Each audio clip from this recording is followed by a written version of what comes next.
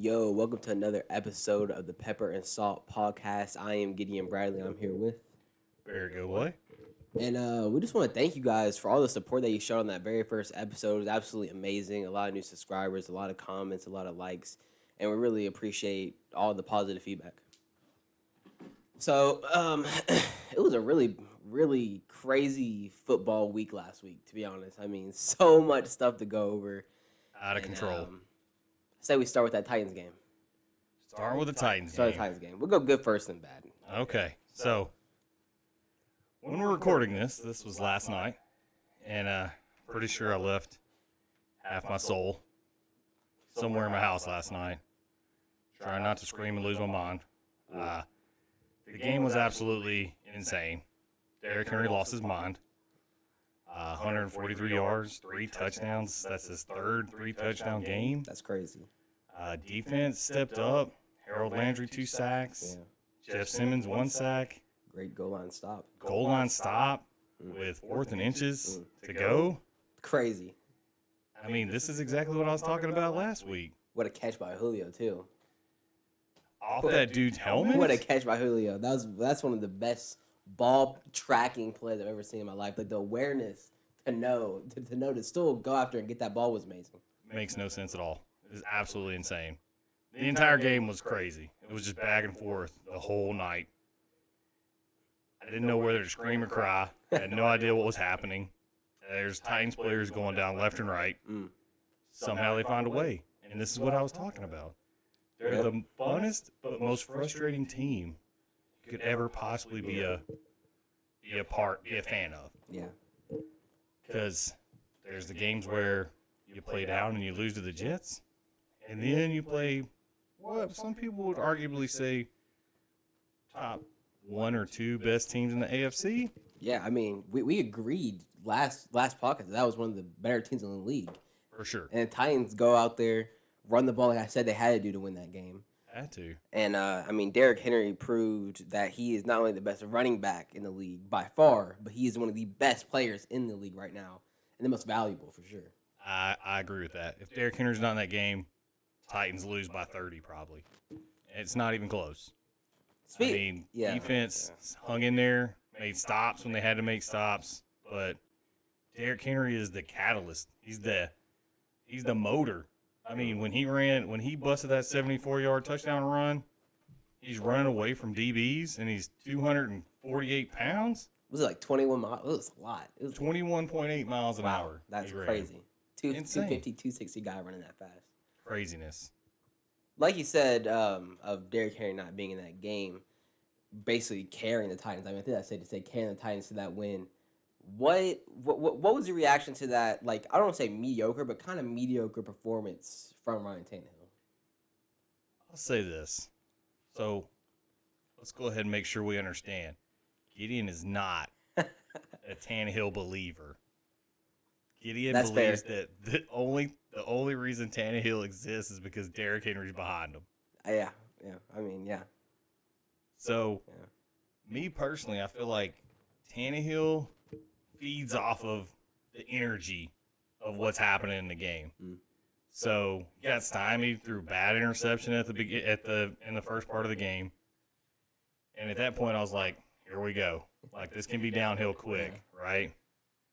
But in the second half, he came out firing on all cylinders. Him and AJ were hooking up left and right.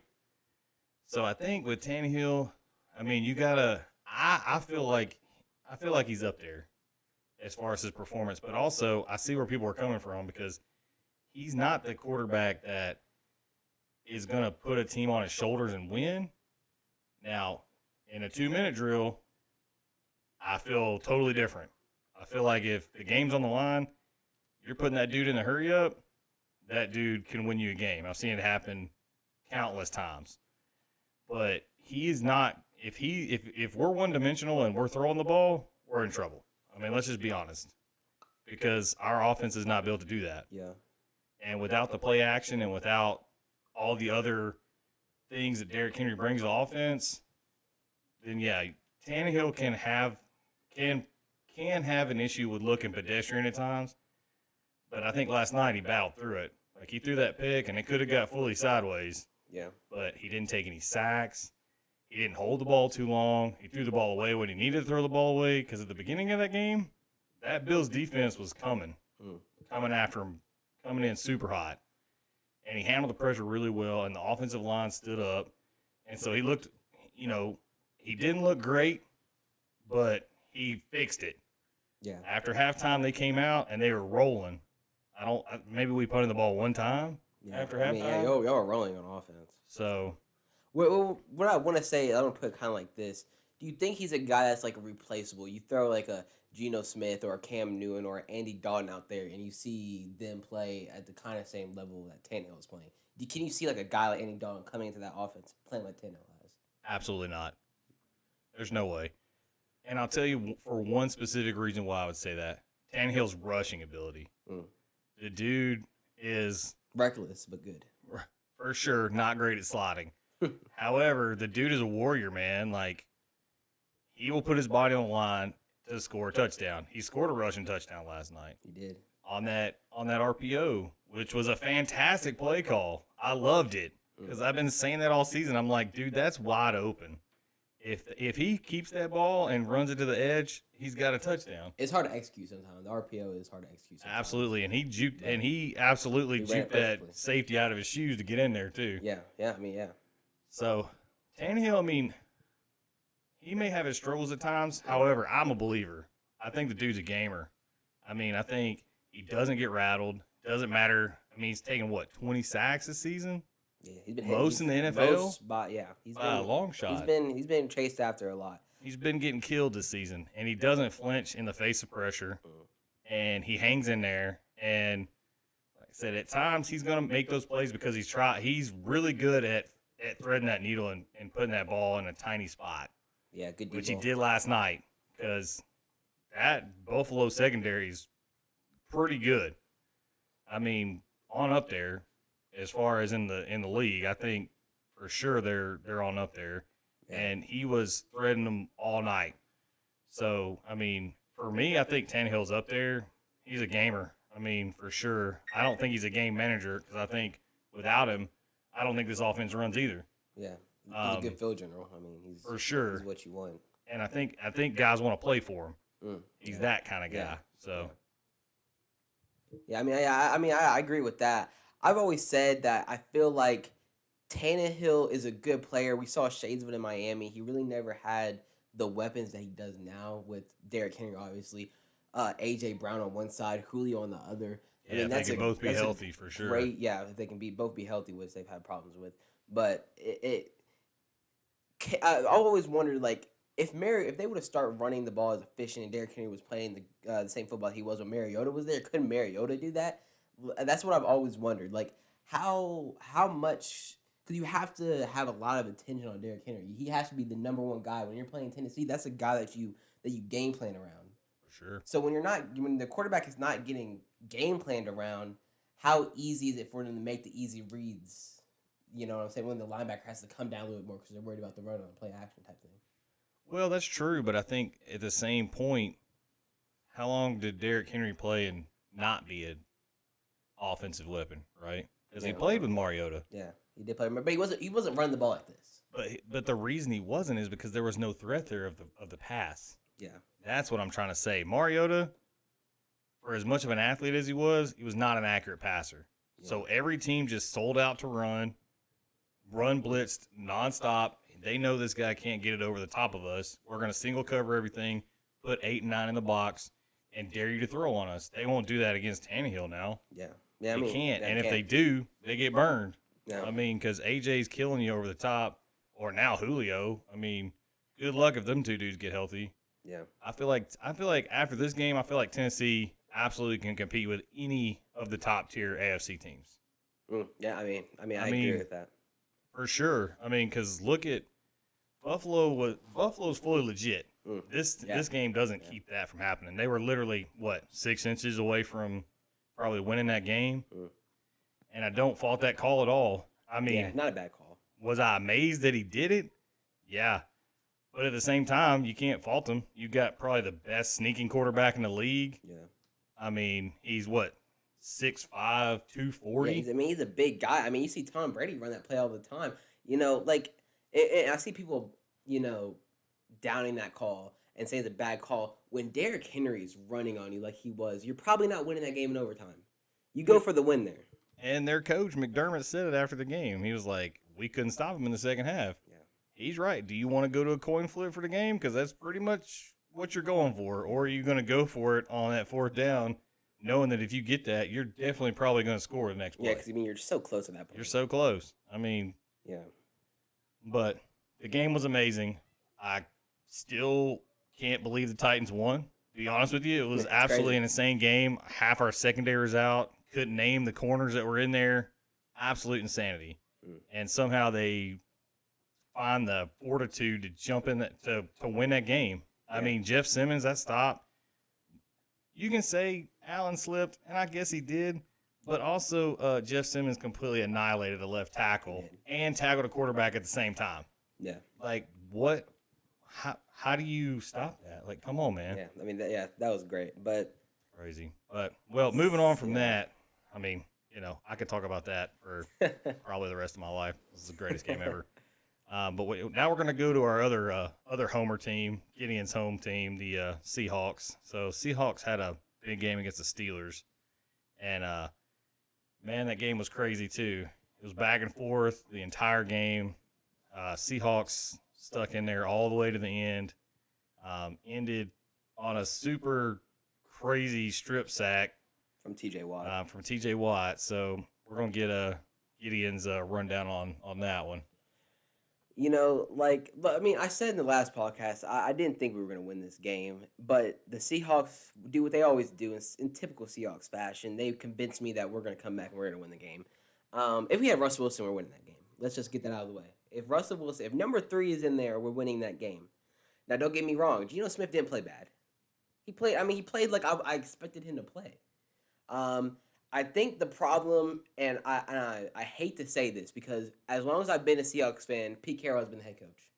But I think his time is over because it's just not working. Like literally, it was a 3rd down 18. I'm like, I'm watching this with my mom, and I'm like, it'd be crazy if we run that screenplay that we always run 3rd and 18. What do? We ran a screenplay. We ran a wide receiver screenplay. How do I know that's the call? How do I know? It's just not working with Pete Carroll anymore. I love Pete Carroll. He got us a Super Bowl ring. We've been in the playoffs for so long. I love Pete Carroll, but I don't think he can get the job done anymore. And that's not disrespect towards his career. He's one of the best coaches of all time. But we can't. We're just we're at a tough position. Yeah, and I think that a lot of the play calling seemed like they were working to protect Geno, right? Like they knew that he was going to have to start, and I think they were afraid to just cut him loose for some reason. Let the ball fly, man. We have DK Metcalf and Tyler Lockett out there. That's what I said. Let it fly. It didn't seem like they had a pass over 20 yards the whole game. And if they did, it was very few and far between. I don't know what Lockett did, but it wasn't nothing. Wasn't much. So, but I'll tell you, man, a bright spot. Alex Collins, bro. Woo, I love that guy. He's been on this team like 2 or 3 times. He's bounced around for Seattle, but every time he comes back to Seattle, he's the best running back on our team. I don't care. Trading Chris Carson has never sounded better than right now. Chris Carson can't stay healthy, and Alex Collins gets in the game. He starts running for 100 yards. Oh, Alex Collins was going absolutely ham, and on the Steelers no less. Which that defense is absolutely no joke. And I'm texting you the whole game. I'm like, who is this dude? Like, this dude is killing them. Yeah. And Homer came in and had some big carries. Yeah. He's developed. I used to hate him back in the day. I'm not gonna lie. I used to be like, I hated. I didn't like his play, but he is definitely developed. DJ Dallas came in and made some good plays for us. Yep. It wasn't bad running back play. In my opinion, it wasn't even bad quarterback play. It wasn't even that much a bad defensive play. Jamal Adams had a way better game than he's had these past couple weeks. Yeah, we used him how we're supposed to be using him, which is him basically right next to a defensive lineman. He's amazing at getting to the quarterback. Yeah, they were bringing him off the edge like crazy. It seemed like almost every other play Yeah. He was sniffing out runs, and they were bringing him off the edge. I loved it. I'm like, the aggressiveness of it was great because it's kind of like, Ben.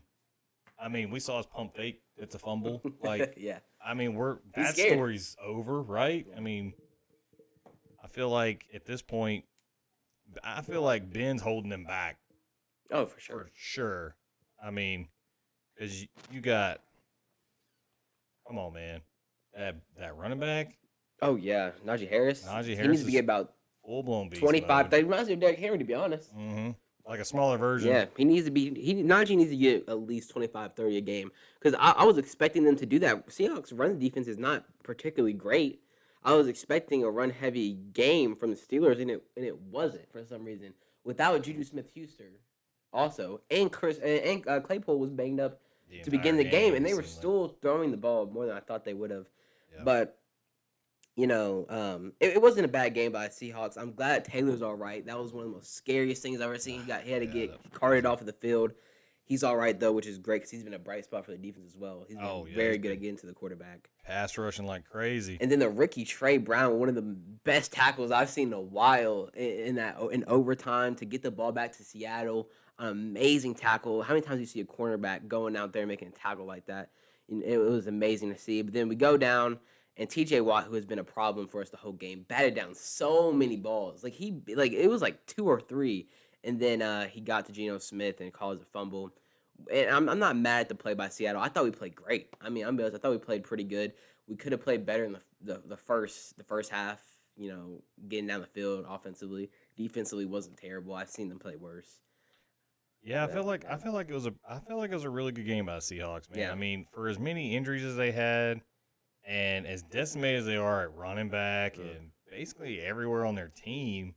And to not have Russell Wilson for the first time in 20 years? I don't know. 6 or 7 years. And maybe 9. I don't know. It's been a long time. Iron Man material. He's just indestructible, it seems like. Matter of fact, he's talking about trying to come back early now. Please don't. So, I mean, now the thing is do you feel like that this season is salvageable? At 2-4 in that division? No. No, I just don't think it is. I think we started trading some guys, to be honest. I think we traded Chris Carson for sure. And I love Chris Carson. He's a really good running back. He just can't stay healthy. And I mean, I think that's the most important thing is staying healthy in the NFL. And I know it's hard being a rookie because their careers are shorter than any other position, to be honest, with the amount of hits and the amount of hits they already come into with college. Chris Carson probably needs to go. And it pains me to say this, but it's been a thought in my head. Maybe Lockett and Wagner need to go. Maybe not so much Wagner, but maybe Lockett needs to go because we have DK Metcalf and we're not getting the ball enough. Tyler Lockett has such a big contract, and Russell Wilson. It all depends if he wants to play here. If he still wants to be a Seattle Seahawk, which I find difficult for how we've treated him in the past years. If he still wants to be a Seattle Seahawks, he's still young. I mean, he's 32, 33. He's 32 years old. We still have good years out of Russell Wilson that we can use. So I say the defense is already terrible. So let's start trading some of the defensive players, and let's get us this draft pick to get a player that can, offensive lineman or a good defensive back that can really go out here and make a change for the Seattle Seahawks. Yeah, I mean, you could definitely trade Carson. I mean, look at the Browns running back situation right now. Yeah. It's like a hot mess. I mean, there's plenty of – the injuries right now just in the entire league are absolutely insane. I mean, I know the Titans are totally decimated right now. We just got 2 players with ACLs last night. Yeah. I mean, so I feel like trade value probably out there. I don't think that's a bad idea. Yeah. I don't know about trading Lockett. Well, I'm not the best. Ask me to tomorrow and see what I say. But at that point in that game, I was like, I mean, we have one of the best young wide receivers in the league. I mean, why don't we utilize him more? And and I think you're probably limited to what. He's still a little hurt. He's still a little hurt, by the way. Yeah, and I mean, me personally, I feel like Geno, you kind of knew what you were getting. Right? Absolutely, he knew. Because he's been out of the spotlight for a while, and I think people are kind of talking about, well, this is a way he could have reinvigorated a career. Now he's a backup for a reason. Let's just be honest about it. Yeah, dude's athletic, but he never has had the best arm or accuracy. And I think Seattle was doing the best they could with what they had. I think they were trying to manage that game, and I think that when they found themselves in that game at the end, that's exactly where they're trying to be. If they can be in the end, win a coin flip, drive down there and get a field goal, that's what they're looking for. They're trying to steal a couple while Russ is out. And I feel like they were on track to do that. I mean, until Watt got that, they were driving. Yeah. And they were moving the ball on them. So, I mean, I don't fault the strategy. But I feel like if you're going to go with a guy at quarterback, man, let it go. Yeah. Why not? Why not? Why not? So, but yeah, let's transition to the rest of the NFL. Let's talk about some of these week 6 games. There were some absolute insane ones other than the Titans and Bills and Seahawks and Steelers. Yeah. Let's talk about this Cowboys and Pats game. What a game. I mean, what a game. The game was absolutely a barn burner. It was one of the better games I've seen in a long time. I mean, it was back and forth. Probably the biggest 2 plays happened literally back to back. I mean, I don't know if you watched it, but definitely go back and watch the highlights. Because you got Diggs getting a pick 6. Again. For what, his 7th? Interception. Wow. 7 picks in 6 games? There was a thing that I don't know. I don't know if Diggs scored yesterday. But after that Dallas game, they were saying he has more touchdowns than his own brother. Yeah, it's insane. Which is crazy. It's absolutely insane. I think, and great play from Mac Jones. I mean, both quarterbacks. Mac Jones, because hands down, is one of the very best next play, Mac Jones throws, an 85-yard touchdown? Yeah. Crazy. Mac Jones is, I feel like, definitely right now, looks like to be the most NFL ready. For sure. Like, he's there. He's getting it. And I feel like every week you see progression with him. And that Dallas defense has gotten a whole lot better. And he was doing a fantastic job of reading the defenses. I mean, he's a rookie, so he had his problems. But at the same time, he was doing a great job as far as dealing with that defense and responding. Because I know a lot of rookies, something bad happens, and then now you start the avalanche, right? Yeah. So you have one Zach negative Wilson. play, throw a pick 6, and then now you're in your own head. He goes right out there, and the coaches have the confidence in him to call that play, and he puts it right on the money, man. I mean, he got a little lucky because Diggs was turning wrong. Yeah, he was turning the wrong way. Yeah. But I mean, still a good throw. But it was a great throw. He threaded it right in between both defenders and gave his guy a shot to go get a touchdown. And that game was insane. And then the very end, I mean, you got. I think CeeDee Lamb. I mean, he's one of the best young wide receivers I've seen in a while. But I think week after week, Dak Prescott shows why he's worth that much money. Dude. I mean, this guy. Last year we saw it, but this is one of the best QB seasons I'm starting to see. I mean, he is hitting all of his receivers. He's able to extend plays. He has remember that there was a time period where people were saying Carson Wentz was better than Dak Prescott? It's insane. Dak Prescott is not only, he's not only one of the better Dallas quarterbacks of all time, he's one of the best quarterbacks in the NFL right now. I agree with that. I mean, top 5 for sure, in my opinion. I mean, he's balling out, man. He's balling out.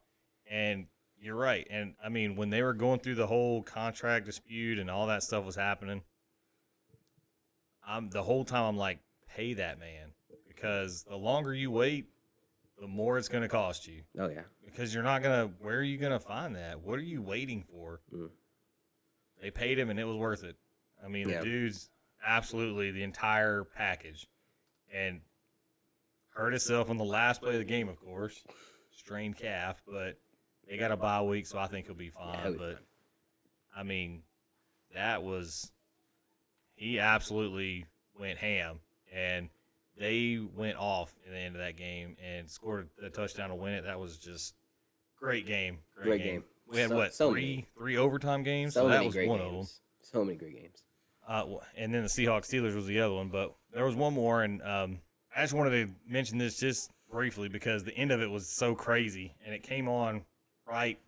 I think there was another game on, and they put this on because that game ended early. But it was the Vikings-Panthers game. Not one that most people would have had on their radar. Yeah. I know the Panthers are kind of in that pretender column because they started off a bunch of easy games and then seem to be struggling lately. Yeah. But the end of that game was absolutely insane. I think Sam Darnold, man, he's found a place to reinvent himself. Yeah. I don't think Sam Darnold is an elite quarterback by any measure. No. However, I feel like he's way better than what he put on tape in New York. For sure. And so he's come in there, and they were down 28-20, had to drive the length of the field, get a touchdown and a 2-point conversion. Did all this without Christian McCaffrey. Tie the game up at 28 at the end. And then the Vikings put a drive together and score on a absolutely crazy touchdown, barely gets in the pylon. The game was insane, and it just kind of fit in with this entire week. Like all the games this weekend and Monday, the entire NFL week was just so crazy and fun to watch. Yeah. Another big game that we were talking about was the Ravens game. Yeah. Well, I mean, last week I said the Chargers are one of the best teams in the league, and Lamar Jackson proved me wrong. I mean, the Ravens are playing absolutely amazing. They look just as good as they did that one year, where they were the best record team, I think, in the NFL. Lamar won MVP. They look just as good now as they did then. The Ravens are scary. I mean, as a Titans fan, I think you guys are going to be matched up with the Ravens. I mean, again, and I mean, y'all have one of the best rivalries in the NFL. So I think that's going to be a fun one to watch. But I mean, the thing with the Chargers, I mean, this game, I don't know like what you really blame it on. Like, is it just the Ravens being really good, or is the Chargers not being as good as you think they are? And I think it's a little bit of both. I think the Ravens are good, and I think the Chargers are still a work in progress. I agree with that. I think the Chargers are still young. Oh yeah. I mean, they're a very young roster, and I think about 60% of it is that the Ravens are that good, 60 or 70%, because they're doing it with a bunch of running backs. Like I was saying last episode, the 2012 All-Star team. I mean, look at these running backs. Devontae Freeman's back there. Yeah. They got Bell back there. Latavius Murray, like literally, it's like a who's who of the Pro Bowl from 2011. Like it's just crazy, and they got all these dudes in here just rushing for touchdowns left and right. Like the design and scheme of that offense is crazy. It's like nothing in the NFL, and I think that the problem is a lot of things people catch up with, right? Yeah. Unless you have the talent to run it. But that offense is so hard to play against because where do you find the personnel who you going to find to be Lamar? Yeah, I mean, you can't. And I feel like once they drafted Lamar Jackson, I feel like the Ravens just knew. I mean, they were like, we're going to build our team and our offense especially around this guy. I don't know how they saw all that raw talent and totally believed in Lamar Jackson, but it's amazing because he comes in there and he runs that scheme to a T. I mean, he runs it absolutely amazing. I mean, and he's developed such a good passing game now. I mean, it's hard. You can't really call him a running back anymore because he's throwing out 67 long balls now.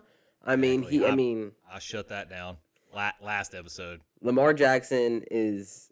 I mean, I feel like he's one of those guys. You take him away from the Ravens, they're not in the spot they are in right now. Lamar Jackson's playing amazing football. Absolutely. And I mean, let's also talk about. I know the people you don't want to talk about, but let's go ahead and talk about Cardinals. All right, let's go ahead. Let's talk about this Cardinals-Browns game. I mean, I had this one penciled in as one of my ones to look forward to.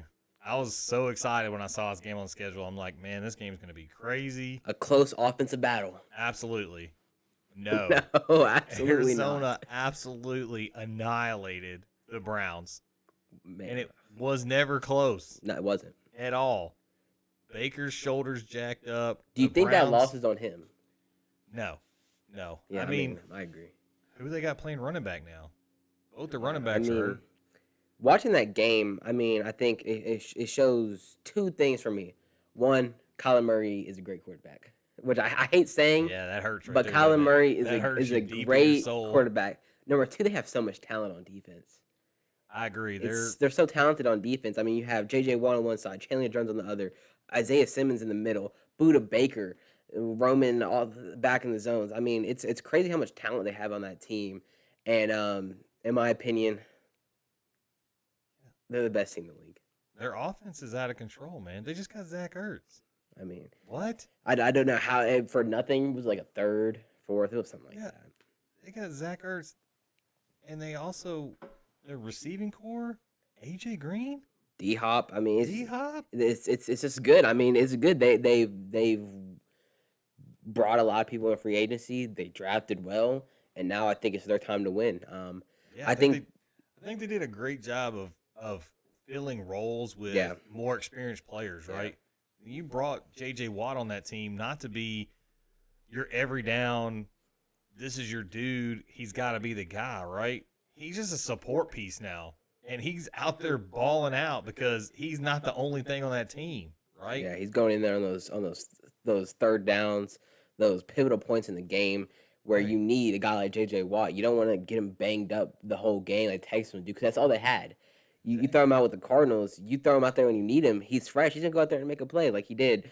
Get into Baker Mayfield a lot. He got a fumble on Baker Mayfield. He was all over. The Watt brothers were all over the place in these games. But the Cardinals are good. The Cardinals are legit. For sure. So yeah, the games, man, all the games are crazy. It was a great weekend.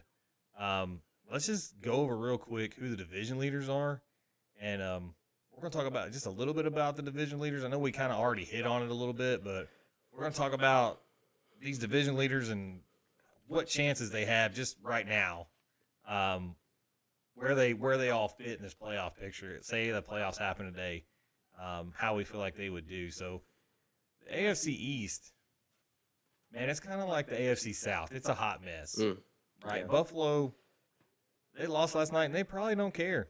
Because literally their division is the Patriots are the next to them, and they're at 2 and 4. Yeah, then you got the Dolphins and the Jets, who I mean, for some reason the Dolphins are so bad. I mean, Tua played great last game, but I mean they just regress so much from last year. They were one. I mean, it was between the Titans and the Dolphins to get in that last spot in the playoffs. Mm-hmm. They won 10 games last year, and then just so much regression. I wouldn't blame it on Tua. I mostly blame it on the defense. I mean, I think the Bills are safe. For sure. Yeah, I think maybe the only question mark would be the Pats, but I don't think the Pats are there yet. I mean, they've got the pieces, but I think it's just going to take some time to build that. Yeah. So there's no way. The Bills are, I think that division's over today. Yeah, I don't think it's anywhere close. Next, you got the North. You got Baltimore. Baltimore's legit. I mean, yeah. For me, I think that Cleveland probably needs to sit Baker. Yeah. Take some hits as far as wins to get him healthy for the end to make that push because Cincinnati's legit too. Yeah. Joe Burrow, you kidding me? That's the team that I'm like, is the traditional offense gonna be able to beat that? Like, I mean, which one can last longer of a season? The way that the my boy Joey B is playing.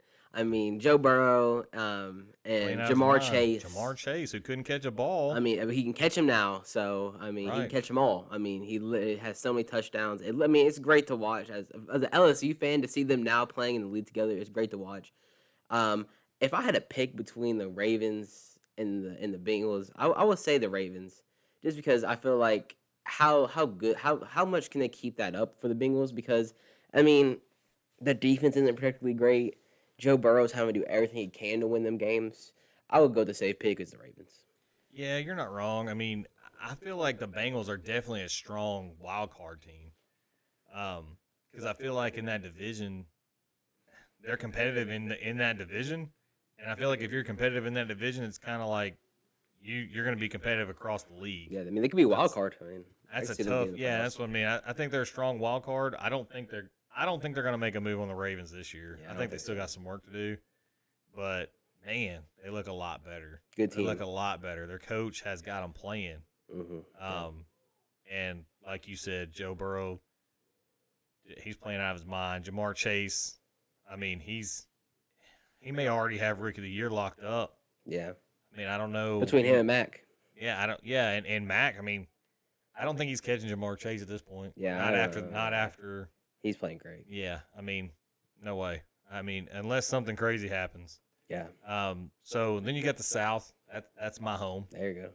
So Tennessee. I mean, it's a lock. Come on, Let's be honest. It's a lock. It's over. It has to be a lock. The Colts were the only team I was like, maybe. I mean, they would think they would be better. They got a more mobile quarterback in there, but they are not. I don't know if it's. I would say maybe it's coaching, maybe it's Carson Wentz, maybe I don't know what it is. Colts are not playing great, and it's hard to say the Titans are not. I mean, the Titans maybe won the best team in the AFC, but I mean the way that Derrick Henry is playing, I mean I feel like they can run the football on anybody. So I got the Titans easily. I think this might be one of the best seasons the Titans might have. I agree. I think if this defense can gel a little bit and they can kind of settle down and get the back end of that defense fixed, I think they can roll with anybody in the league. Yep. I mean, because that's their Achilles heel. I mean, and everybody knows it. And last night they did a great job of kind of playing that soft, keeping in front of you, don't give up a big play, and then bend but don't break type of defense. If they can straighten out that back end of that defense, Harold Landry's come on like a crazy person. Yeah. He's absolutely getting sacks left and right. I'm pretty sure the last 2 games he had 2 sacks in each game. He's out of control. I mean, and if they can keep that pressure up, I feel like they can compete with anybody. Absolutely. And I don't think they're going to have an issue winning that division. I don't think the Colts would be their only closest, and I don't think the Colts are there. I mean, unless they make a push at the end, we'll see what happens. But and in the West, it's probably the most interesting because right now you got the Chargers and the Raiders at the same amount of wins. I think Chargers are technically on top with tiebreakers and stuff. This division's crazy, man. I mean, you got the Chargers who just got absolutely annihilated by the Ravens. You got the Raiders. Derek Carr's playing absolutely out of his mind. I think he had like 350 and 3 touchdowns in his last game. Yeah, I mean, I don't know how he had, but he's been playing pretty good all season. He's been playing amazing. And then at the bottom, you got the Chiefs, who I think come back and win the division. I'm feeling the same way. I mean, if they can start stacking some division wins, I think that they come back because when they went into that halftime at the Washington game and they were down, they came out the second half of that game looked like a totally different team. I feel like if they get that confidence back and Mahomes starts playing up to what he should be playing at, there's not anybody, and they're still the class of that division. Well, I just want to say, I mean, that Washington win, to me, personally, wasn't impressive. I mean, I'm not saying, oh, my God, they beat the Washington football team. They're back to where they were. I mean, they still struggled in the beginning of that game, which is, I mean, I think it's Mahomes learning that he can't just throw it up anymore and the receivers make the plays. I mean, he has to learn. And I think he's starting to learn. I think he's starting to. I mean, he did throw an interception, a questionable interception in that game, but I think they're going to get into the first half. I think they're going to get back on track. I mean, especially with that division, I think the only team that can beat them is the Chargers. I mean, sometimes the Raiders compete with them, but I mean, I think the Chiefs can come back and win that one. Yeah, I think the Raiders. I think it'll be definitely a tougher road than it has been. Yeah, because I think the Raiders are legit. Their defense is good. Max Crosby. Dude's getting sacks. Like I think he's already got like 6 or 7 sacks. Yeah, 5 or 6. Quarterback. He's all over the place. Like 10 pressures. He's like leading the league in pressures. Dude's all over the place. Really quick. Yes, and so I feel like, and I feel like that basically, with that division built the way it's built. Because I mean, you also got Denver in there too, which it's like I mean, they can get a win. Their defense, I feel like their defense could steal them a win. Their defense is definitely there. I feel like that team's there. They just need a quarterback. I mean, don't get me wrong. I know Teddy B. Teddy B is like a ultimate game manager. Yeah. And I just don't think he's got that electric stuff he had when he was in Minnesota before he hurt his knee. Yeah, that's a shame. I miss old Teddy B, but it's just where he's at now. Yeah, he was a beast. So let's shift over to the NFC. So we'll start with the East. Cowboys, man. Yeah, lock. I mean, the rest of that division is absolutely in shambles. Nobody's gonna touch them. They're already 3 games ahead. Yeah, I mean, no one's touching them. I mean, if the Eagles had a good O line, maybe. I mean, Hurts is running for his life every play. Yeah. They just refuse to run the ball. I mean, one of your best players is your running back, and you're not running the ball. And that's not out of the norm. It seems like that's been the Eagles for 20 years, and that's with different coaches. I feel like they're trying to lose. I don't know. I can't tell. I mean, football team. Who are they tanking for? Yeah, I don't know. Football team, just not good. I mean, I love Tyler Heinicke, but I mean, is he the long-term answer? He's 29 years old. He's not amazing, but he's not bad. I love his journey to get to the NFL, but is he an NFL starter? Like, is he someone that you want in there in those games, in tough games? I don't know yet. I don't think so. And then his locker room loves him, though. Locker room loves him. I mean, and that's great. That's great. Who else is in that division? I can't remember. So you got the Giants. Oh, the Giants. So that's why I forgot. They're so just so there. I mean, I don't care about the Giants. I mean, if Saquon Barkley's not healthy, what are the Giants? They're where they are now, in the basement. I feel like it's just a matter of time before everybody gets fired there. Actually, quick slash on that. Is Daniel Jones the answer for that team? I don't think Daniel Jones is that bad. I feel like it's the rest of the team. I feel like it's the ownership. I feel like it's the coaching. Well, I mean, right now everybody's hurt. Yeah, I mean, maybe if they had a better run game and he didn't have to pass as much as he does. Yeah, maybe he'd be able to on a regular basis. Yeah. Daniel Jones can run the ball really well. He's not that bad. I mean, I just feel like everything around him is not good. I feel like he's kind of stuck in a Sam Darnold zone right now, right? Yeah. Like, I don't feel like Daniel Jones is that bad, but the rest of the team makes him look bad. Yeah.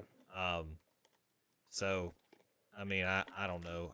He's not great, but is that because of the team or is that because of him? I don't know. It's hard to tell, especially considering they kind of tried to do some rebuilding last year and looked a little better at the end of last year, and it's just right back in the dumpster again. So the East is a mess. Dallas is going to kill that. I think that division's already over too, and they got a bye, and they may gain a game in the bye, which would be crazy. In the North, NFC North, you got Green Bay. I don't want to say lock, but I mean, I don't think anybody's beating them in that division. It's a lock. It's okay. You can say it. Maybe the Bears can. I mean, they got smashed, but maybe the Bears can. They played them this weekend. They can't. I mean, I know, but he owns them. Remember? He does own them. He owns them. He owns them. He said it. He did their own end zone to their fans after he threw a championship belt at them, and then said he owned them. I love A-Rod. Other expletives. That was amazing. A-Rod's the best. Wow. I guess he's giving him one last hurrah before he stops destroying them, because I'm pretty sure, what is he, 22-5? Yeah, I mean, he owns them, so. Yeah, I'd say so. He pretty much owns them. Yeah.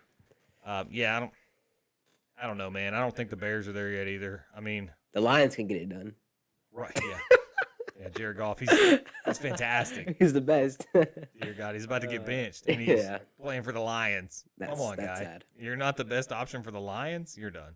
I don't even think he'll be a backup. He'll just take all the money he stole from L.A., and he'll go live in a van down by the river or whatever he wants to do. Yeah, but I don't know he's going to be playing football too much longer. But yeah, I think the North, I think it's a lock, man. I don't see anybody else challenging Green Bay. Agreed. So the NFC South, Tampa. Yeah, so I mean, let's just say this: why is Tom Brady still so good? I don't know, bro. It's like confusing to me, because we see Ben Roethlisberger playing terrible. And is he 39, 40? I mean, maybe it's because he drinks. he's on his wife's meal plan. Yeah, vegetable juices, and I don't know. He found his fountain of youth. I don't know, man. But I would say Buccaneers are a lock. I mean, I don't see anyone competing with them. I don't see anybody competing with that defense, even though it's banged up. I mean, the defense still plays good. AB looks as good as he did like a couple years ago. I don't even think it matters if their defense is not playing good right now, because their offense is literally just rolling people. Yeah. I mean, Tom Brady's throwing like 4 or 5 touchdowns a game. He's playing amazing. I mean, it's crazy how good he's playing. He's playing way better than last year. I think he just needed to learn the system a little bit more. It was a different change, especially with he's used to the Bill Belichick plays. I mean, he's used to what he learned. He had to adjust in the COVID season, and now I mean, I think he's found it obviously, and he's playing amazing. Out of control. So yeah, Tampa. No, well, I mean, you got the Saints down there. Yeah, we'll get to the Saints. We'll get to the Saints. So and then in the NFC West, that's your home division. I'll say this: I don't think the Cardinals are a lock when you got the Rams. You're right. That's the one that I feel like could potentially be up in there. Although Arizona absolutely destroyed the Rams, so I don't know Arizona's schedule. I mean, I think between them, I think it's whatever. They're both making the playoffs, but I think it's which schedule is easier. I think that's what it comes down to. I wouldn't be surprised if the Rams win. Wouldn't be surprised if Arizona wins. I look at the teams, and the crazy thing is, I think the Rams are maybe a better team. I mean, you got an experienced quarterback in Matthew Stafford, a little banged up. You got the best cornerback in football right now in Jalen Ramsey. You got one of the best defensive players ever in Aaron Donald. I think it's a toss up. If Kyler Murray and the Cardinals keep on playing how they have, well then the Cardinals are going to win the division. But I don't know. I think we might see the Cardinals go back to their old roots. I don't know. It all depends who they play. If they start playing competition, I don't feel like they've been playing that much competition. I mean, they've played teams that I think they're expected to beat. We'll see what happens whenever they play Seattle. I feel like. I mean, I don't know, man. I don't know if that's true because look at who they killed the Rams. Okay. They destroyed the Titans. Yes. They killed the Browns. Yes. They're not just playing. They're not playing the Jets. It's hard for me to say, yeah, the Cardinals are good because they haven't been good for a while. I remember the Cardinals being that easy win on our schedule. Hey, listen. And now here they are. I'm as skeptical as the next guy, but it's hard. My skepticism is fading every day because they are absolutely rolling everyone. Yeah. And not just slumps. I mean, I'm not trying to say the Titans are the best team in the world, but when you roll the Rams, yeah, and they rolled the Rams, they didn't beat them by a field goal. The Rams gave up halfway through the game. Like, they were throwing in the towel. Like, please stop scoring points on us. Like, and against that defense, bro. Yeah, I mean, yeah. I mean, it's a toss-up, but do I think? I mean, the Cardinals might be a better team. They might be. I don't know. I don't care. Yeah, I mean, it's that whole division is always a good one, generally. Yeah. But yeah, I feel like I don't think there's a lock there either. I mean, I think you're right. I mean, I think Arizona's gotten lucky in this. I think they've avoided a lot of injury, and they haven't been hit by that yet. Whereas it seems like every other team has. Yeah. So I feel like if they get hit by that, then that might cause them to drop a couple games here or there, depending on what pieces they might be without for what amount of time. But right now, man, nobody's touching them. Yeah. They're absolutely. I think they're the best team in the league. Yeah. But yeah, I think now we're gonna go ahead and do our week 7 pick'ems. Let's go. We're gonna start this on this episode, and from here until the end of the season, we're gonna do weekly pick'ems. We're gonna keep a score, and we're gonna find something horrible to do for the loser. Yeah. So not gonna be me. I'm an elite pick'em. I'm an elite at it. You're done, bro. I'm probably gonna lose. All right, so for our pick'ems, the Thursday night game, Broncos Browns. This one's a tough one, man. This one's a tough one. Who you got? I'm gonna give you dibs on this one. You know what? You know what? I'm ready. Teddy B can lead this team to beat the Cleveland Browns. I believe it. Give me the Denver Broncos and Teddy Bridgewater. I'm gonna surprise you because I'm taking the Broncos too. Wow. There's just too many injuries, man. Yeah, the Browns are absolutely decimated. You got Chubb out. You got Kareem Hunt out.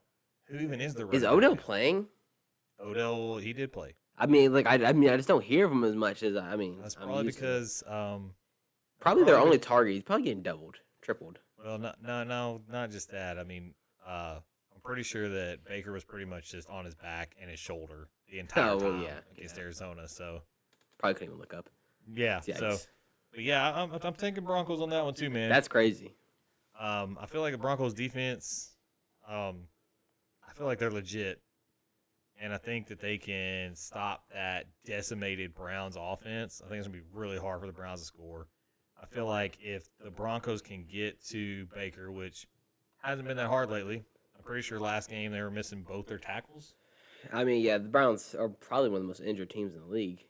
Yeah, for sure. So I'm feeling Broncos on that one too. Yeah. So here comes my homer pick. So Chiefs, Titans. Wow, that's a good game. Bro, we're in the heart of it. We're in the we're in the heart of the Titans schedule here, bud. You can go first. You know, Tighten up, baby. Let's go. Rep it. Huh. Titans. That's. I mean, it might be 38-35, but I'm going Titans. We've seen the Chiefs and Titans play a lot. I mean, we saw them play. The last time we saw it, it was a blocked field goal. Was it about? Oh, I'm trying to remember the last time you guys played. Oh, well, yeah. Well, then you'll play in the playoffs. AFC Championship game. We're not going to talk about that. Okay, yeah, I'm trying to remember how you about this, right? I think that this is a tough game because it's kind of like, are the Chiefs going to come to play, and are the Titans going to play down? Because I feel like the Titans are a better team than them right now. I mean, that Chiefs defense is a hot mess. Do they want to see Derrick Henry? No, nobody does. Probably not. However, it's just the Titans' defense is so bad, and I you know what? I hate to do it. I think the Chiefs are going to win this game. Okay. I think it's going to be like a 35, 38. Maybe you can get to the 40s for both these teams. I mean, I think it's going to be a back-and-forth scoring. But do I think the Chiefs can score more than the Titans? Quicker than the Titans? Yes. I think they can. And I feel like the Titans can control that clock. I feel like they can run it with Henry. I feel like if you keep Mahomes off the field, that's kind of been there hasn't been a huge recipe for success against them. But if you can keep Mahomes off the field and control that clock and make sure you get the ball last, I feel like the Titans can win this game. But I see where you're coming from with the Chiefs. I mean, quick scoring offense. Titans secondary's been a mess, and now you got to go cover Jackrabbit, one of the best corners in the league. Don't even get me started on that. Don't even get me started. Oh god. I'll have to mark this for adults. I'll start cussing. Oh, Jackrabbit. So, all right. So you got Chiefs. I got Titans on that one. Yeah. So next one is going to be the football team against the Packers. No, let's just get this one out the way. Packers. Yeah, Packers. Come on now. Nobody's picking the football team on that one. The next one. This one's an interesting one. Bengals Ravens. Wow, that's the game. Yes. You got 4-2 against 5-1. As much praise as I just gave Lamar Jackson, I saw them struggle against the Colts early. Which I mean, the Colts and the Bengals. I mean, the Cincinnati and the Colts kind of. I know, man. Give me Cincinnati. Okay, I will give you Cincinnati because I'm definitely taking the Ravens. Are you freaking insane? I say that because I mean, the Baltimore Ravens only have one good corner. I mean, Marcus Peters is out. Can they? I mean, basically pass it. I mean, how is that secondary going to go up against this offense that Cincinnati has now became?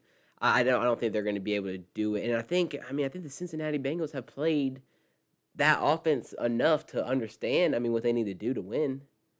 I mean, I've seen the Ravens lose games like this before, so that's why I'm gonna go with Cincinnati. Got it. I'm gonna go with Lamar. You go with Lamar. Well, that's not a bad pick. That's all I'm gonna say. Lamar. All right. So the next game, this is sort of a toilet bowl. Panthers Giants. That might be the Super Bowl. That's such a great game. Toilet bowl. You can go first on that one. Panthers. Not even close. Because I feel like the Panthers, they're putting it together.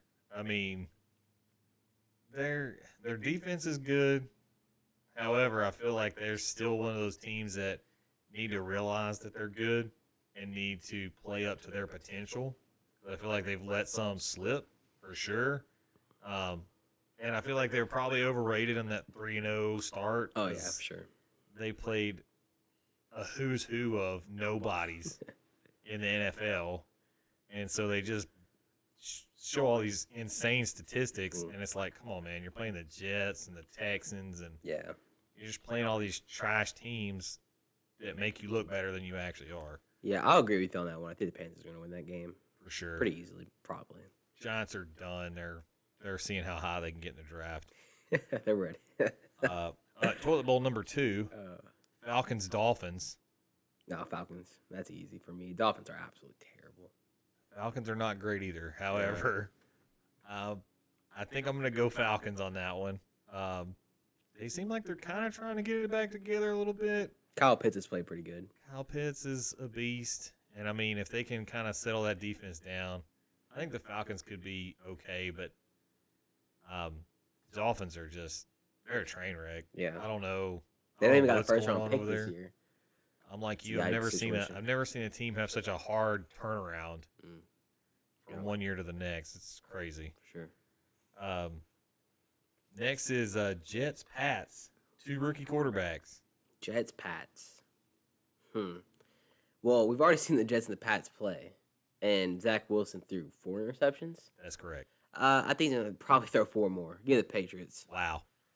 I don't know if he'll throw 4 interceptions, but I'm going Pats for sure. He's throwing an interception every game. You're right, and that Pats defense is still legit in my mind.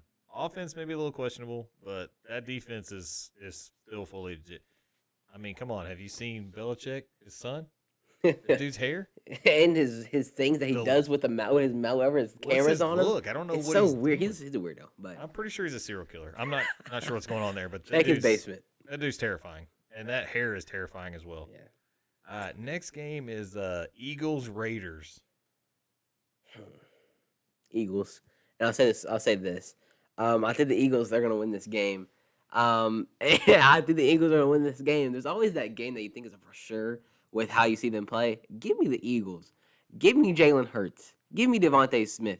Give me that offense. I think they can score on the Raiders. I don't think I mean the Raiders are just pretenders. They're falling apart. I don't care if they won last week. I mean, they're just not good. They're just not good. They were so overrated. Their fans think they're amazing. You're not good. And yeah, you're going to get a real awakening when you guys lose to the Eagles. Man, that is... Get in the comments. That's the hottest hot take I've ever heard in my entire life. That's not a hot take. That's a fact. So hot. That's the hottest of all hot takes. Definitely going Raiders. I feel myself getting a big lead this week. I don't think you are. I think we got done stepped so far outside. I love it. He's been on this Jalen Hurts bandwagon for a long time. He's been pro Hurts ever since he came out. Ever since Oklahoma, I love Hurts. Ever since Oklahoma. He's been on that Hurts bandwagon, and he's about to be hurting for it. I don't think I am. I think they're going to get that win. Oh, okay. In a low-scoring game. Raiders. Next game, it's the golf bowl. The Lions versus the Rams. Oh my God, it's crazy. Yes.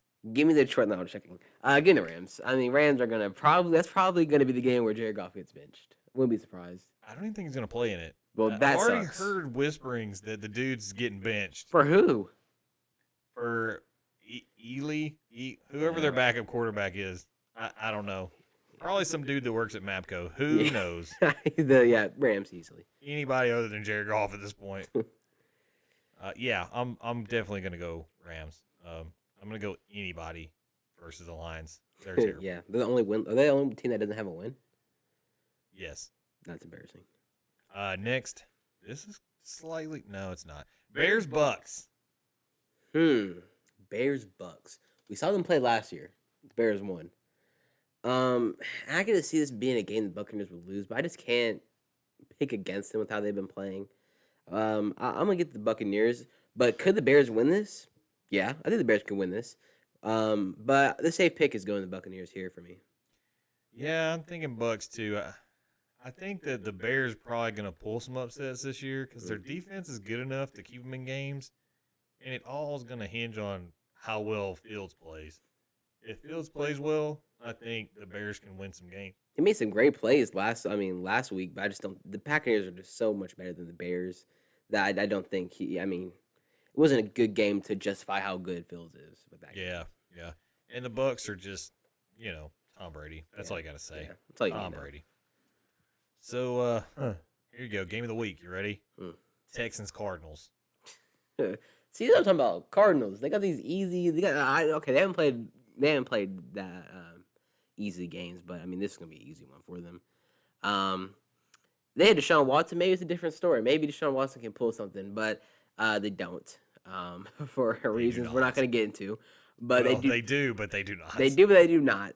But yeah, I mean, I think the Cardinals win that one. D-Hop's returning. Is it a home? I don't know what game it is. But doesn't matter. It's going to be great. I think the Cardinals, well, it's not going to be great for me, but the Cardinals are going to get that win. Yeah, it doesn't matter where it's played at. It could be played in someone's backyard. It doesn't matter. The Cardinals will destroy the Texans. And I'm kind of wondering if this may be like a 62-point game. Who knows? They might put up a lot of points. They're going to put up a lot of points. Maybe they are. Kyler Murray may only have to play the first half. Yeah, I wouldn't even play him. I wouldn't even take the risk. Shut him down. So, yeah, I'm taking Cardinals on that as well. Then you got, this one's interesting, Colts 49ers. Colts 49ers. I'll make my pick first. I'm gonna let you simmer on that one. Let me think about that. Because I know you got a personal attachment to that division there. So, Colts looked a little bit better. They got Pittman back. They seem to have their receiving core back healthy. T.Y. played last week, didn't he? T.Y. played? T.Y. played. Okay.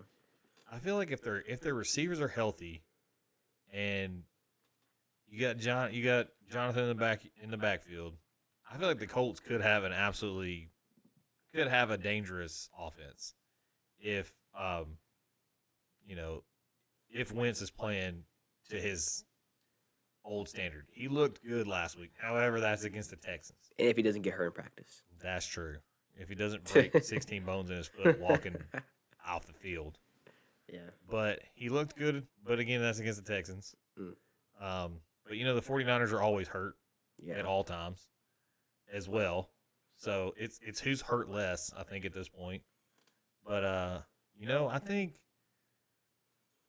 I'm gonna go Colts, man. Colts over Niners. I feel like they're starting to pull something together, and that's a tough one for me because you know how I feel about the Colts. Yeah, I'm not a Colts fan. I'm not at all. But I think I'm gonna go Colts, man. I think they might be able to pull that upset.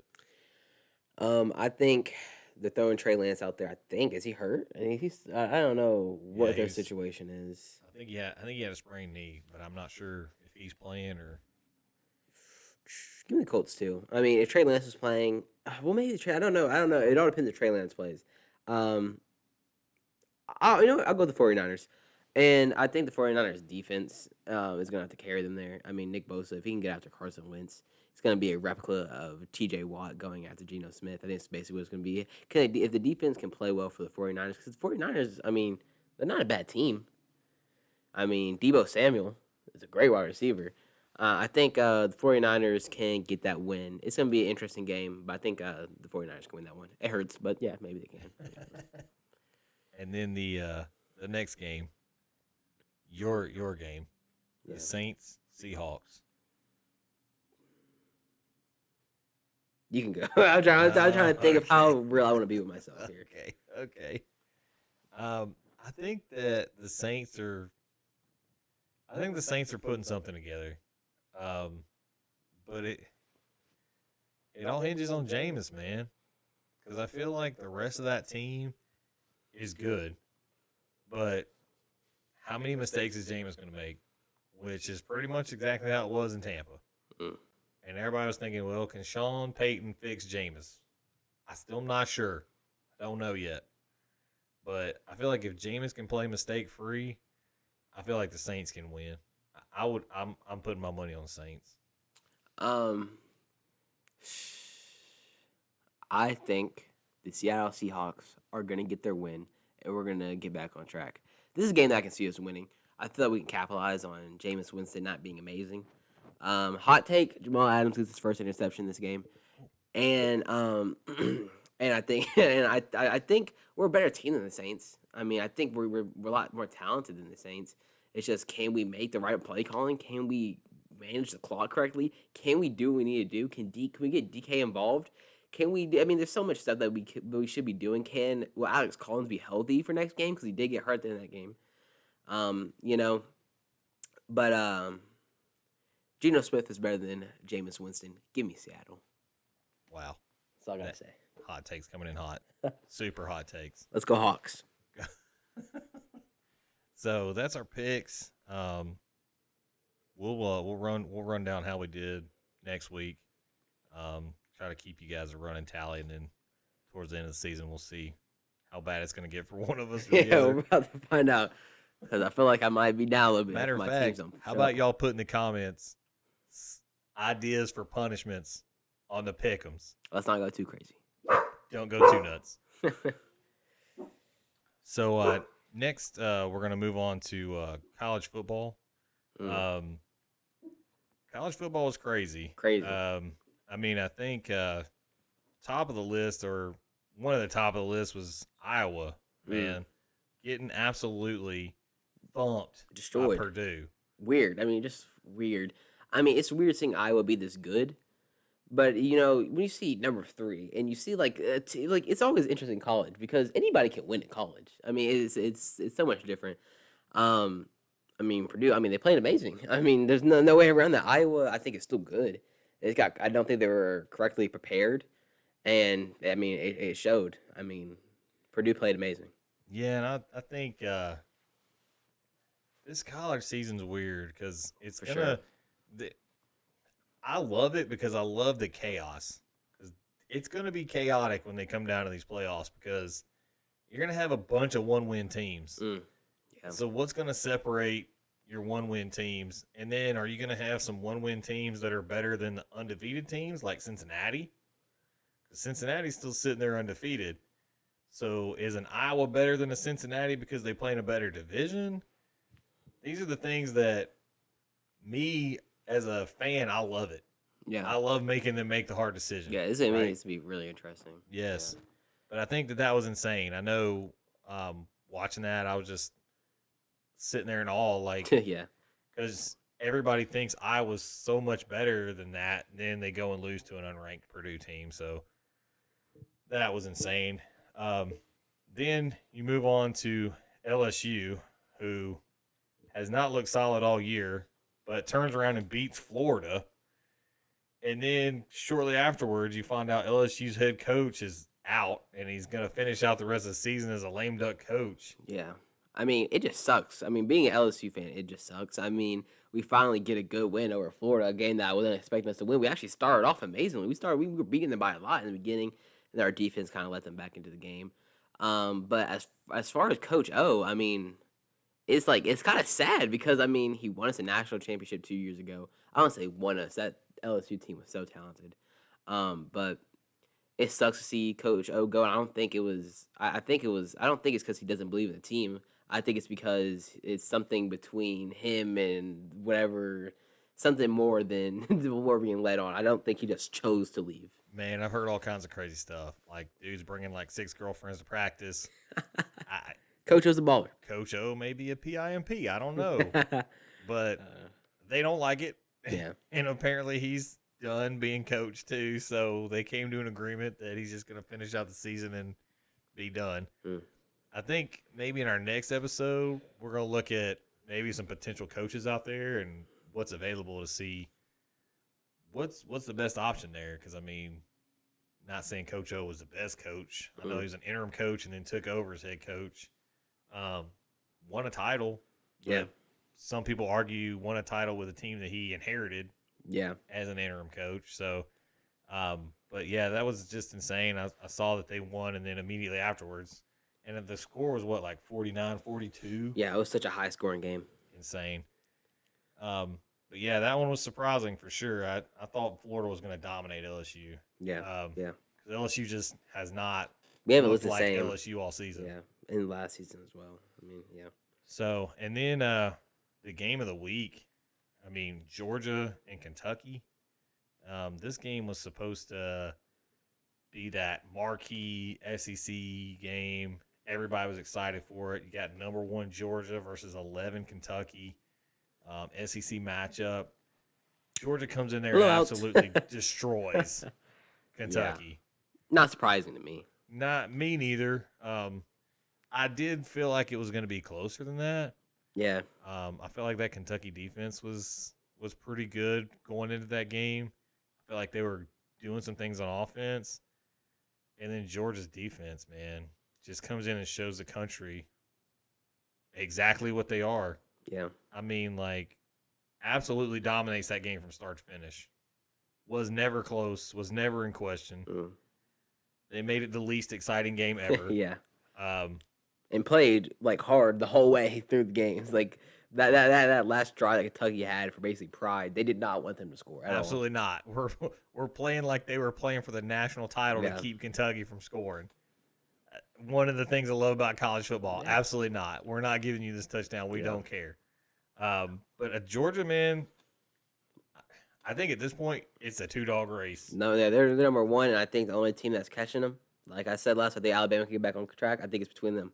Oh, for sure. And that's what everybody's waiting on. Yeah. Because, I mean, at this point, it's a foregone conclusion. Yeah. Nobody else is catching either one of those teams.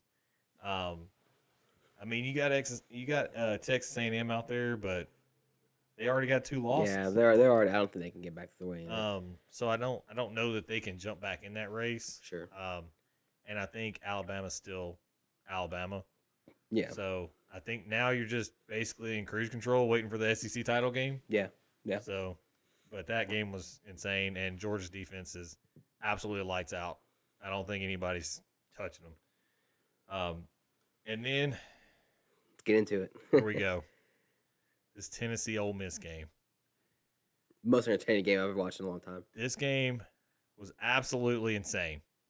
And not only for the football, yeah, for the story, for everything else that happened around the game. So we're going to get into it a little bit and talk about kind of where this thing went sideways. It's unfortunate because it was such a good game. Like UT absolutely came to play against Ole Miss, and I feel like they ruined it. Tennessee didn't. The team didn't ruin it. Their fans ruined it. It's absolutely. I mean, it's terrible when you get to the point where you have to evacuate your cheerleaders and your band, and that's your cheerleaders and your band. I think that's just terrible. I mean, you guys have been losing for a long time, so I don't understand why now. I know the whole coach situation. I know you don't like their coach, but I mean that's just you shouldn't be doing that. It's terrible. It was insane. I fully agree. I felt like all you did was make your university and everything around your university look bad. It was just a bad look. Like, at some point, you got to lose with some type of grace, and you got to realize that your team is back on track. Yeah.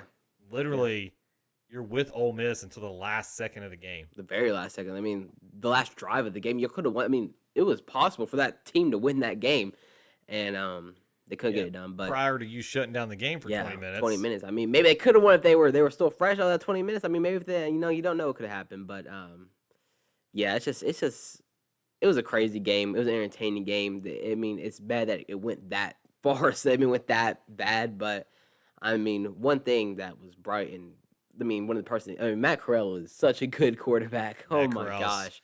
I agree. I feel like I don't know that there's too many people close to him for the Heisman right now. The dude can run and throw and is absolutely a beast. And I feel like Tennessee's defense did a heck of a job slowing him down, because that offense is full octane, probably one of the best offenses in the country. And Tennessee's defense hung with them, and Tennessee hung with them the entire game. I felt like even after all the chaos, Tennessee comes back in the game, gets 3 stops in a row, gets a sack, gets the ball back. I feel like that 4th down play that caused all of it, I mean, it could have went either way. I didn't think he got it. I mean, it was right on the line. And, I mean, I can see it from both sides. But at the same time, like, the game's not over. I'm not even sure what you're mad about. You had 3 timeouts. You had 3 timeouts. Your defense came back out on the field and got the ball back immediately. Yeah. So what are you even mad about? Right. I mean, And I mean, if you're rolling into the stadium with a mustard bottle and a golf ball in your Yeah. pocket, I feel like you already had a plan before this ever happened. You already ready to clock the coach with one of them. I mean, Like I feel like you came in and you're like, as soon as this goes sideways, I'm chucking everything in my pockets onto the field. It's so weird. I mean, they threw everything that you could throw out onto that field. But yeah, I feel like it's such a damper on that game because that was amazing play by both teams. I mean, UT especially. I mean, before this game, I didn't think they were going to be in the game. I mean, I felt like offensively they had a chance to stay in the game because I just know that Heupel runs that high-powered offense. They've been scoring a ton of points the last few games. And I knew Ole Miss's defense is not known for its stopping ability. So I had a feeling it was going to be a high-scoring game. Yeah. And it kept having every opportunity to get away from Tennessee, and Tennessee just kept staying in the game.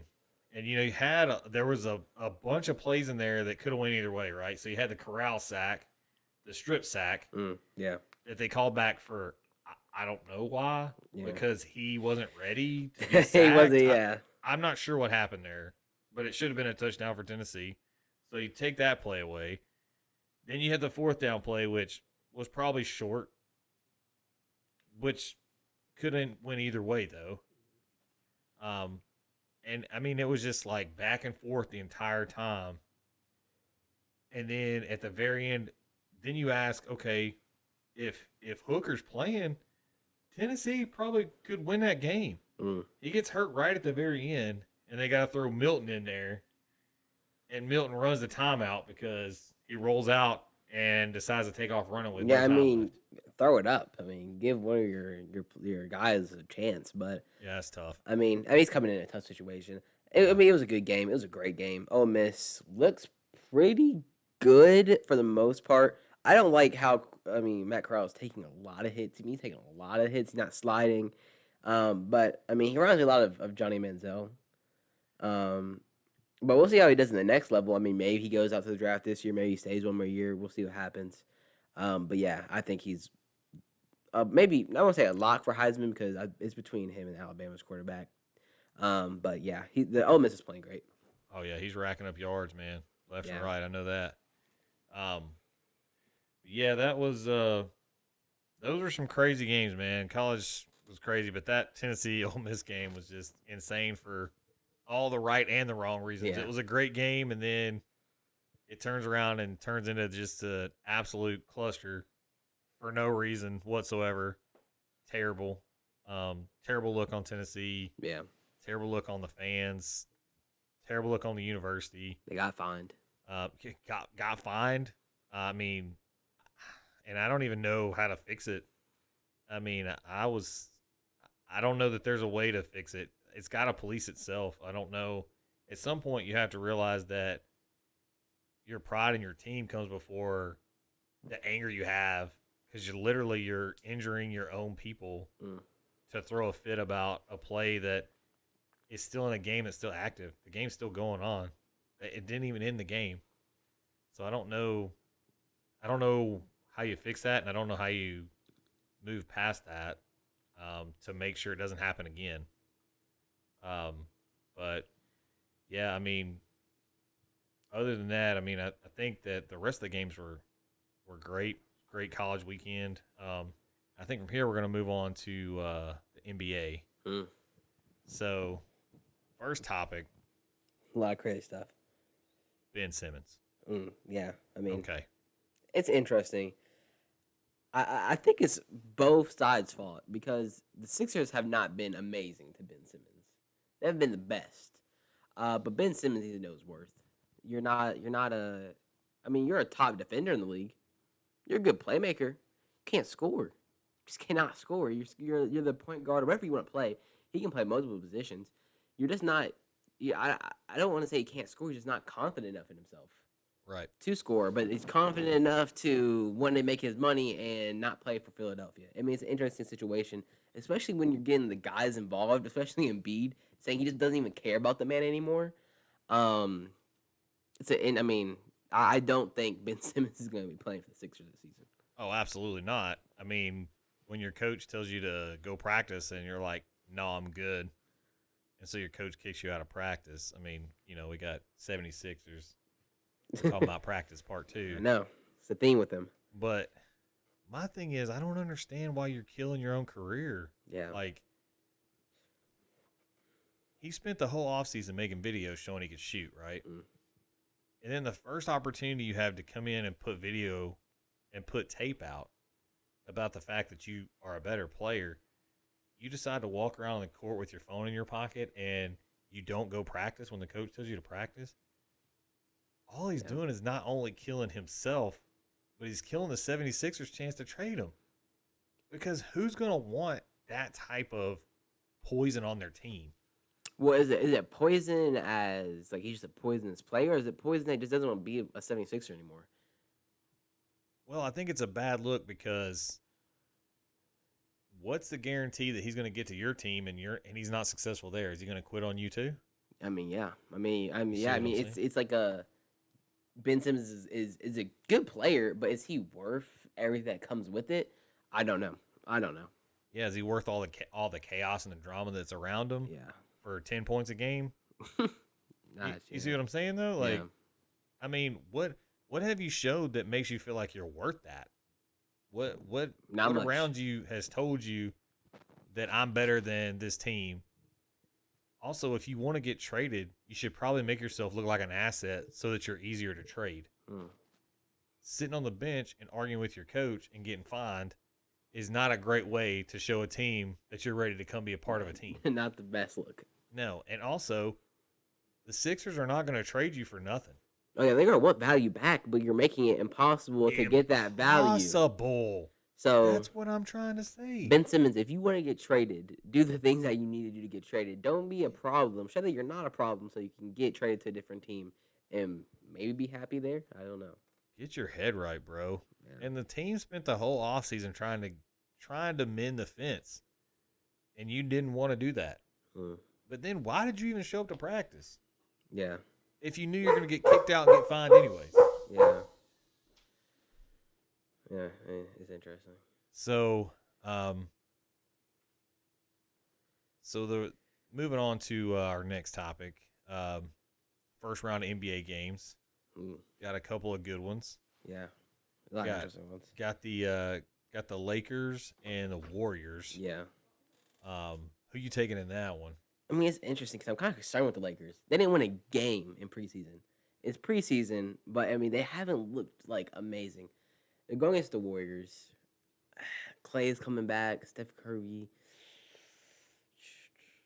I think the Lakers are going to get that one, though. I think the Lakers are going to be able to pull that one out. And it's just because I don't fully think the Warriors are there. They're better than last year, but I don't think they're fully there yet. I don't think the Warriors are going to be out of any game. Oh, yeah. You have Steph Curry. I mean, you got Clay and Steph. I mean, they're going to be able to score with everybody. The question is, are they going to be able to stop anybody? I don't know about that, but they will be able to score with anybody. And I think you're right, man. But also the NBA is kind of weird because, I mean, you get off to a slow start and it really doesn't matter. You know what I'm saying? You've got enough games. It's kind of like baseball like that where you can start off slow, and also with the age of that team, they may start slow until they get themselves up to pace, up to game speed, ready to rock. That's why I think that's a really interesting first week game to see what everybody's made of straight out the gate. I feel like that's a playoff game probably. You know what I'm saying? Warriors Lakers probably a preview to a playoff game. Yeah. But I mean, I like the Warriors. I think they've done a lot to change that and to fix a lot of what was broken last year. So I like the Warriors for sure, but I think Lakers are a lock. And I mean, anytime you got LeBron, you got AD, Russell Westbrook, you got Westbrook, Carmelo, Melo. Yeah. That team is, if they can stay healthy, they're built to make a run now. Yeah, and then you got the defending champs, Milwaukee Bucks, Giannis Antetokounmpo versus Kyrie. Oh wait, nope, not Kyrie, because I mean, I don't think it a home game? I don't think he's playing. I don't know though. It's basically KD and James Harden. That game, I think Milwaukee's gonna win. I just don't think the Nets are right up here. I don't know. I don't know what they're gonna be able to bring to the table without Kyrie. I don't know what their practices have looked like. I don't know what their locker room looks like. I don't know what that looks like. I know that the Milwaukee Bucks just won the NBA championship. That's what I know. I know Giannis is one of the top players in the league. So I think the Milwaukee Bucks get that win. Yeah, I think the Bucks probably going to win that game. I think that Nets it's going to be a it's going to be an interesting thing the entire season trying to see how that plays out. And it kind of makes me wonder if the Nets try to make a move to fill that void. Because I don't know where else that comes from on their team. I don't know where you're not going to find something. You're just going to have to kind of plug that hole with the best you can do until he's able to play when you're not at home. And then how good is he going to be? He's not going to have any consistent playing time. If you're only playing half the season, like, is he going to be able to play at his normal high level? Is he going to have enough playing time to get that accomplished? I don't know. It's such a weird situation. But I'm going Bucks, man. I mean, yeah. I think they dominate. They just won a title, brought basically the entire team back. Yeah. So until they get beat, they're still the champs. Yeah. And I think that Giannis will probably dominate and show them that you ain't going to win in this league without a big three. A big two, probably not going to get it done. Yeah. So. Yeah, I like Milwaukee. I like that team. I like Giannis. For sure. And I mean, I think that's all we got for this week, man. Yeah, a long one. So make sure that you like, subscribe, all that fun stuff. Tell your friends, family. Tell your mom and her mom. Tell your mom and her mom. Tell everybody. Yeah. Make sure that you like and comment. If you've got questions for us, drop it in the comments. Got topics, drop it in there. If you like what we're saying or don't like what we're saying, drop it in there, and we'll hit you back. But we will see you guys next week. Peace.